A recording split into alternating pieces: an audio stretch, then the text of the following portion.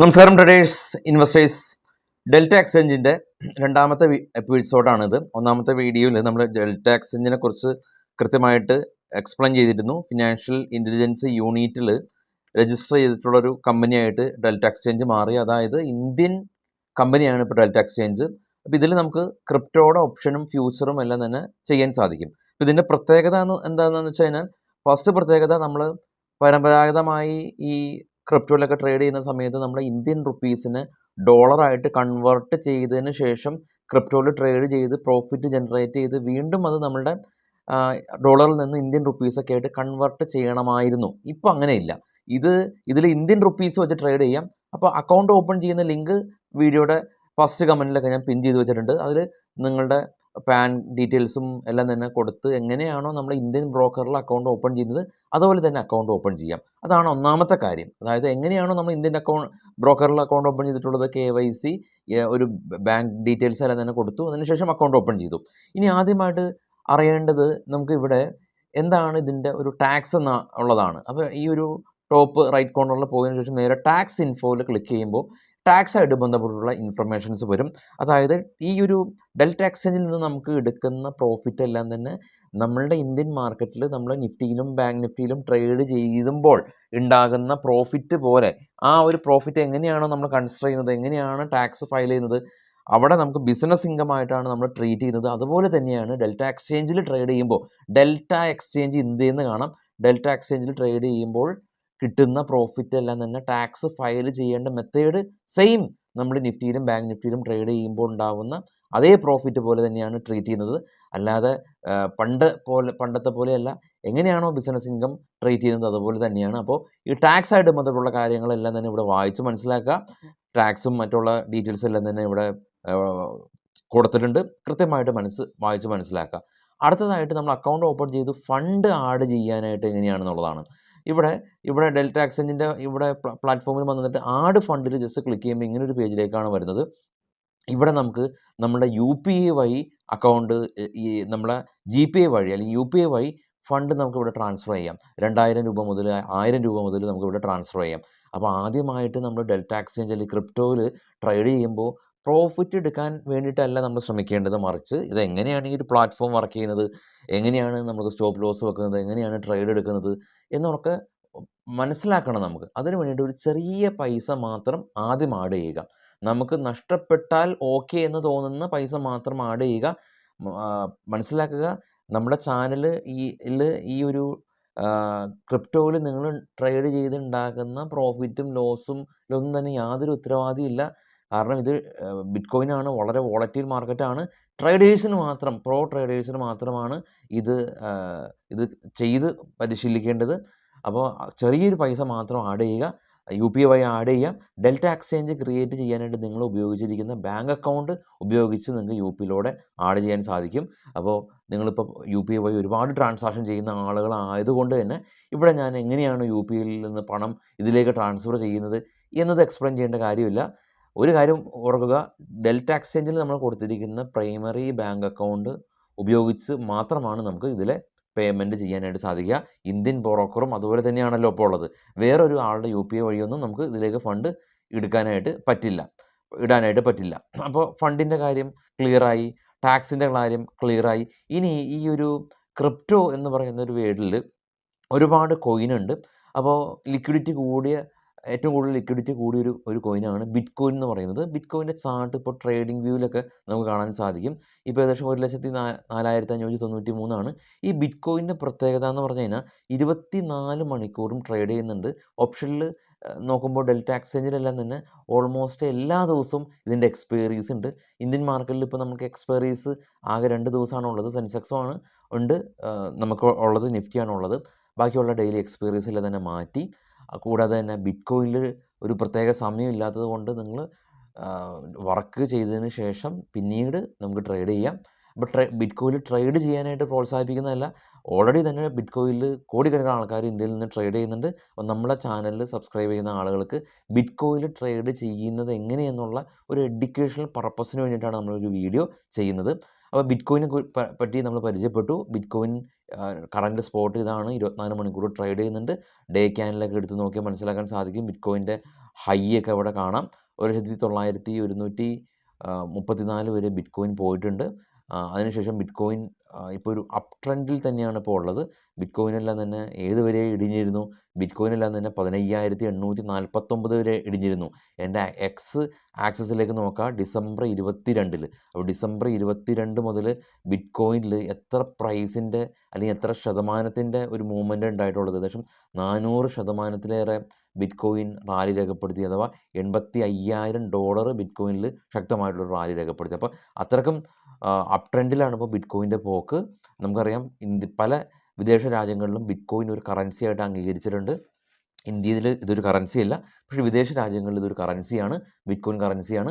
ആ ബിറ്റ് കോയിൻ്റെ ഒരു ലെവലുകളെല്ലാം തന്നെ നമുക്ക് മാർക്ക് ചെയ്യാം. ഇതൊരു ഒരു ട്രേഡ് ചെയ്യാനായിട്ട് സ്വാഭാവികമായിട്ട് നമ്മൾ ഒരു 30 മിനിറ്റ് ടൈം ഫ്രെയിമിലൊക്കെയാണ് ലെവലുകൾ വരയ്ക്കേണ്ടത് ഉചിതം. ബിറ്റ് കോയിൻ്റെ മേജർ റെസിസ്റ്റൻസ് സോൺ വരച്ചു, സപ്പോർട്ട് സോണുകളെല്ലാം തന്നെ കൃത്യമായിട്ട് തന്നെ ഐഡൻറ്റിഫൈ ചെയ്യുക. ഏറ്റവും ആക്യുറേറ്റായിട്ട് ഇപ്പോൾ ഞാനിപ്പോൾ വീഡിയോയ്ക്ക് വേണ്ടിയിട്ട് പെട്ടെന്ന് വരയ്ക്കുകയാണ്. ഏറ്റവും ആക്യുറേറ്റായിട്ട് വരയ്ക്കാനായിട്ട് ശ്രമിക്കുക. അതിനുശേഷം നമ്മൾ സാധാരണ ഒരു സ്റ്റോക്കിൽ നമ്മൾ ട്രേഡ് ചെയ്യുമ്പോൾ നമ്മൾ ഉപയോഗിക്കുന്ന ഇൻട്രാഡേ സ്ട്രാറ്റജീസൊക്കെ തന്നെയാണ് ഇവിടെ ഉപയോഗിക്കേണ്ടത്. അപ്പോൾ പരമാവധി ഏറ്റവും ബിറ്റ് കോയിനെ സംബന്ധിച്ച് എല്ലാ ദിവസവും ട്രേഡ് ചെയ്യുന്നുണ്ട്. അപ്പോൾ നിങ്ങളൊരു ലെവൽ വരച്ച് ഇവിടെ അതങ്ങ് സേവ് ചെയ്യുകയാണെങ്കിൽ എല്ലാ ദിവസവും നമുക്ക് ആ ലെവലുകളുണ്ട്. അപ്പോൾ ഏറ്റവും സമയം എടുത്ത് ക്ഷമയോടെ വരയ്ക്കാനായിട്ട് ശ്രമിക്കുക. ഏറ്റവും ആക്യുറേറ്റായിട്ട് വരയ്ക്കുന്നു. അതിനുശേഷം 5 മിനിറ്റ് ടൈം ഫ്രെയിമിലേക്കൊക്കെ ഇതിനെ നമുക്ക് മാറ്റാം. 5 മിനിറ്റ് ടൈം ഫ്രെയിമിലേക്ക് മാറ്റുമ്പോൾ ബിറ്റ് കോയിൻ്റെ ചെറിയൊരു റേഞ്ചിലുള്ള മൂവ്മെൻറ്റുകളിലൊക്കെ നമുക്ക് മനസ്സിലാക്കാൻ സാധിക്കും. അതിനുശേഷം ഒരു ട്രേഡ് പ്ലാൻ സ്വാഭാവികമായിട്ട് നമുക്ക് ബിറ്റ് കോയിന് നിർബന്ധമാണ്. എവിടെയാണ് എൻ്റെ ബൈ എടുക്കുന്നത്, എവിടെയാണ് നമ്മൾ സെൽ എടുക്കുന്നത്, അതിന് വേണ്ടി നമുക്ക് ഏതെങ്കിലും ഒരു ഇൻഡിക്കേറ്റേഴ്സ് ഉപയോഗിക്കുക. Lagging, leading indicators. ഇപ്പം നമ്മൾ സാധാരണ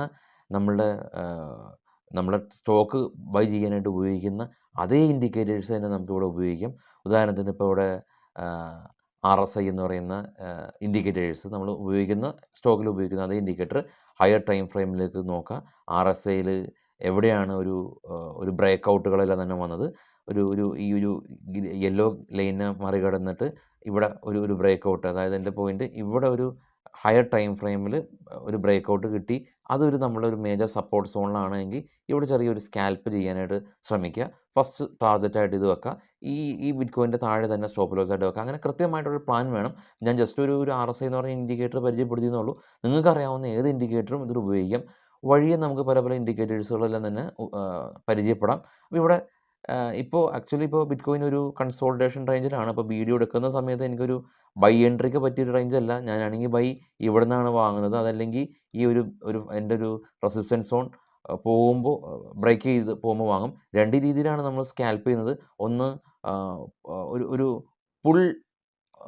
പുൾ ബാക്ക് ഉണ്ടാകും എന്നുള്ള പെർസ്പെക്റ്റീവിൽ, അതല്ലെങ്കിൽ ഒരു ബ്രേക്ക് ഔട്ട് ഉണ്ടാകും എന്നുള്ള പെർസ്പെക്റ്റീവിൽ. അപ്പോൾ 2 രീതിയിലാണ് സ്കാൽപ്പേഴ്സ് മാർക്കറ്റിൽ സമീപിക്കുന്നത്. Pull back traders, break out traders. അപ്പോൾ നിങ്ങൾ ഏത് തരം ട്രേഡേഴ്സാണെന്ന് നോക്കുക. അതായത് സപ്പോർട്ട് സോണിൽ നിന്ന് പുൾ ബാക്ക് ഉണ്ടാകും എന്നുള്ള പെർസ്പെക്റ്റീവിൽ ബൈ ചെയ്യുന്ന ആളുകൾ, ബുള്ളിഷ് ആയ ആളുകൾ പുൾ ബാക്ക് ട്രേഡ് ചെയ്യും, അതല്ലെങ്കിൽ ബ്രേക്ക് ഔട്ട് ട്രേഡ് ചെയ്യും. ഇനി മാർക്കറ്റിനെ ഷോർട്ട് ചെയ്യുന്ന ആളുകളും അതേ അവസ്ഥയിലാണ്.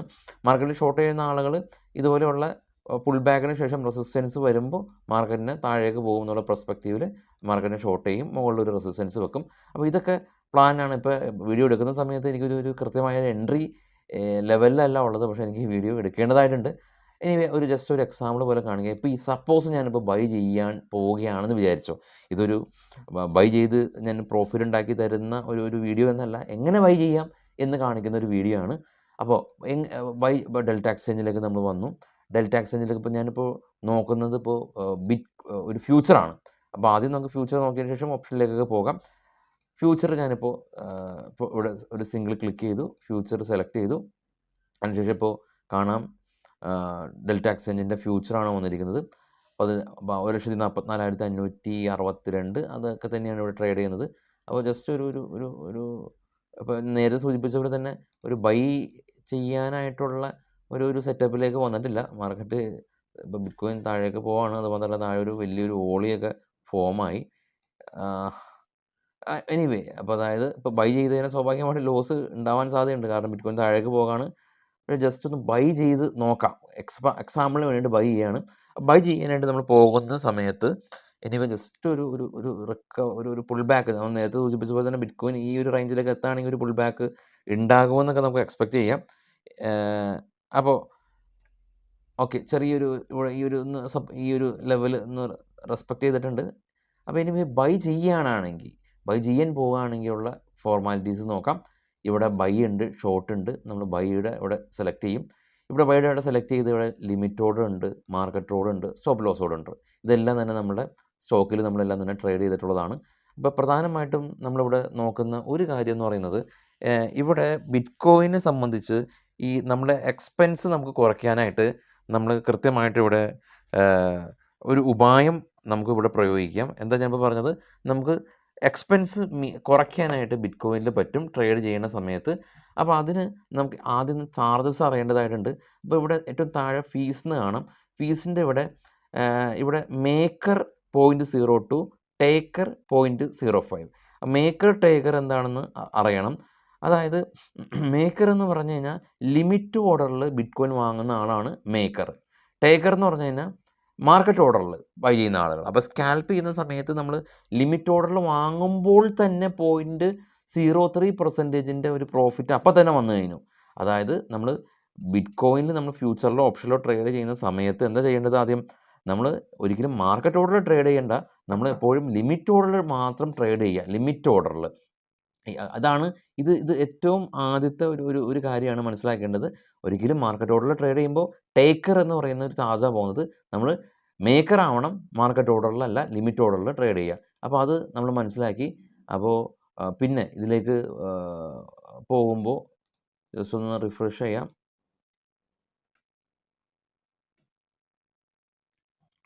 ഫ്യൂച്ചർ എടുത്തു, ഫ്യൂച്ചറാണ്.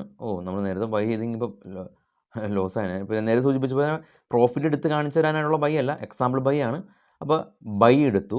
അടുത്തതായിട്ട് ശ്രദ്ധിക്കേണ്ടതാണ് ലിവറേജ് ഇരുതര മൂർച്ചയുള്ള ഒരു വാളിനെ പോലെയാണ്. അതായത് നമുക്ക് ഇവർ എത്ര 200x വരെയൊക്കെ ലിവറേജ് തരും. പക്ഷേ ലിവറേജ് കൂടുതൽ എടുക്കുമ്പോൾ എന്താ, നമുക്ക് വലിയ രീതിയിലുള്ള ചാർജസും മറ്റുള്ള നഷ്ടസാധ്യതകൾ കൂടും. അതുകൊണ്ട് മാക്സിമം ഒരു 25x ഒക്കെ സെറ്റ് ചെയ്യുക. 25x ഇപ്പോൾ ഓൾറെഡി സെറ്റാണ് ലിവറേജ്. അടുത്തതാണ് ഞാൻ നേരത്തെ പറഞ്ഞത്, മാർക്കറ്റിലാണോ ലിമിറ്റിലാണോ എന്നുള്ളത്. അപ്പോൾ നമുക്ക് എന്താ വേണ്ടത്, ലിമിറ്റ് മതി. പിന്നെ ഇവിടെ ബെസ്റ്റ് ബിഡ് എന്ന് ക്ലിക്ക് ചെയ്യുക. അപ്പോൾ ഏറ്റവും 1,04,250 ആണോ 1,04,259 ഒരു ബൈ ഓർഡർ ഉള്ളത്, ബെസ്റ്റ് ക്ലിക്ക് ചെയ്യുക. പിന്നീട് നമ്മുടെ ക്വാണ്ടിറ്റിയാണ് എത്ര %. ഇപ്പോൾ നമ്മളിപ്പോൾ 25x എന്ന് പറയുമ്പോൾ തന്നെ നമ്മുടെ ക്യാപിറ്റൽ 1000 രൂപയുണ്ടെങ്കിൽ 25,000 രൂപയൊക്കെ ഇവിടെ ബൈ ചെയ്യാൻ സാധിക്കും അല്ലേ. 1000 രൂപയുണ്ടെങ്കിൽ 25,000 രൂപയൊക്കെ ബൈ ചെയ്യാൻ പറ്റും 25x ആണെങ്കിൽ തന്നെ. അപ്പോൾ 200x വരെയൊക്കെ നമുക്കിവിടെ ബൈ ചെയ്യാൻ പറ്റും. പിന്നെ നമ്മുടെ ക്യാപിറ്റലിൻ്റെ എത്ര % ഇവിടെ ഉപയോഗിക്കണമെന്നുള്ളതാണ്. ഞാനൊരു 25% ഉപയോഗിക്കുമ്പോൾ ഒരു ലോട്ടാണ് കിട്ടുന്നത്. 50% ആകുമ്പോൾ ഏകദേശം 3 ലോട്ട് കിട്ടും. അപ്പോൾ എത്ര വേണമെങ്കിലും നമുക്ക് 50% നമുക്ക് കൊടുക്കാം. അപ്പോൾ മാർജിൻ ഇത്രയാണ് വേണ്ടതെന്ന് കാണും. മാർജിൻ നമ്മളിപ്പോൾ 25 ആണെങ്കിൽ $4 മതി. 50% ആണെങ്കിൽ ലോട്ട് കൂടി. അപ്പോൾ എത്ര ഡോളറാണ്, $12 വേണ്ടത്. അതിനുശേഷം ഇപ്പോൾ ഞാനിപ്പോൾ $25 ഇട്ട് ജസ്റ്റ് ഒരു ബൈ നമ്മൾ കൊടുക്കുകയാണ്. നമ്മുടെ സെറ്റപ്പുകൾ നോക്കിക്കോ, ഞാൻ വേറെ പഠനങ്ങളിലൊന്നും ഞാനിപ്പോൾ ഇവിടെ നോക്കുന്നില്ല. ബൈ ചെയ്യുന്ന ജസ്റ്റ് ഒരു എക്സാമ്പിളാണ്. നമ്മൾ ബൈ ചെയ്യേണ്ടത് 25x, ലിമിറ്റ് വേണം, ബെസ്റ്റ് ബിഡ് പ്രൈസ് വേണം, മാർക്കറ്റ് വേണ്ട. ജസ്റ്റ് ഒരു ബൈ കൊടുക്കുമ്പോൾ ഇവിടെ ഇതിൻ്റെ മാർജിൻ എല്ലാം തന്നെ കാണിക്കും എത്രയാണെന്നുള്ളത്. ലിമിറ്റ് പ്രൈസ് ആണുള്ളത്. ലിക്വിഡേഷൻ പ്രൈസ് എന്ന് വെച്ചാൽ ഈ ലിക്വിഡേഷൻ വളരെയധികം ഇമ്പോർട്ടൻ്റ്. അതായത് ഈ നമ്മുടെ ഡെൽറ്റ എക്സ്ചേഞ്ച് നമ്മളിത് ഈ പ്രൈസിന് വാങ്ങിച്ചു, ഈ 1,355 എത്തുമ്പോൾ ഇത് ലിക്വിഡേറ്റ് ആവും. അതായത് ബ്രോക്കർ തന്നെ ഓട്ടോമാറ്റിക്കലി സ്ക്വയർ എഫ് ചെയ്ത് പോകും വിത്ത് ചാർജ്.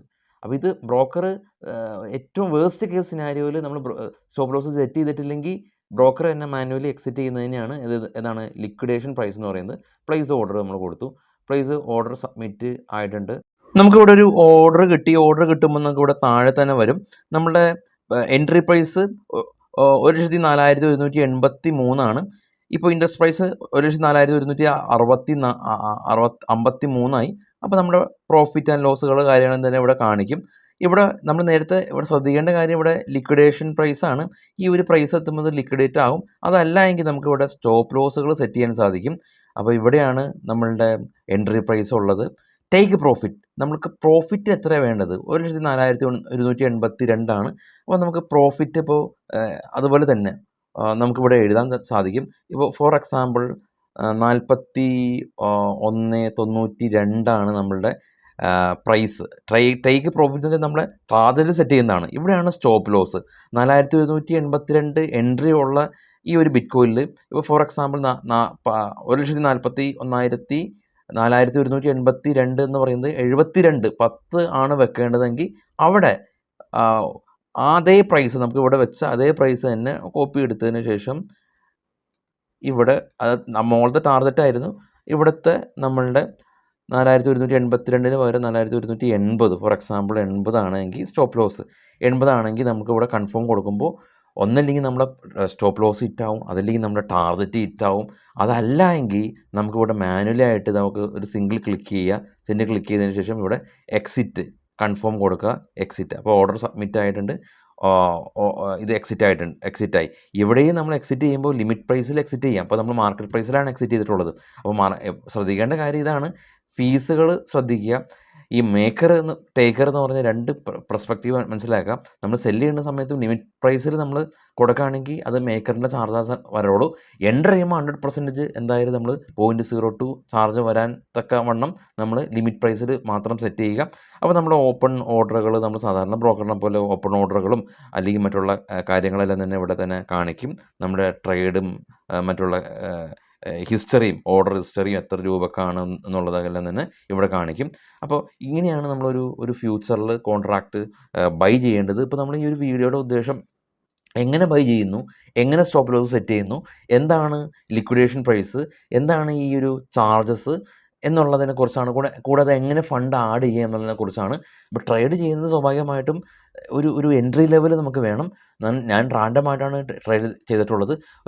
ഒരു എൻട്രി, ആ എൻട്രി അനുസരിച്ച് നമ്മളെ ട്രേഡ് നമുക്ക് വരുമ്പോൾ മാത്രം നമ്മൾ പ്രോഫിറ്റ് ബുക്ക് ചെയ്യാം. ഓർമ്മിക്കുക, ഇതൊരു എഡ്യൂക്കേഷണൽ പർപ്പസിന് വേണ്ടി മാത്രമുള്ളൊരു വീഡിയോ ആണ്. ഇതിൽ നിങ്ങളുണ്ടാക്കുന്ന ട്രേഡിംഗ് പ്രോഫിറ്റ് ആൻഡ് ലോസോ അല്ലെങ്കിൽ ആപ്പിൻ്റെ ഫെയിലറോ ഒന്നും തന്നെ സിയാദ് ഇല്ലിഗൽ എന്ന് പറഞ്ഞ ചാനൽ ഉത്തരവാദിയല്ല. അപ്പോൾ ഒരു വലിയ ഡിസ്ക്ലൈമറാണ്, അത് ശ്രദ്ധിക്കണം എന്ന് വിചാരിക്കുന്നു. Thank you.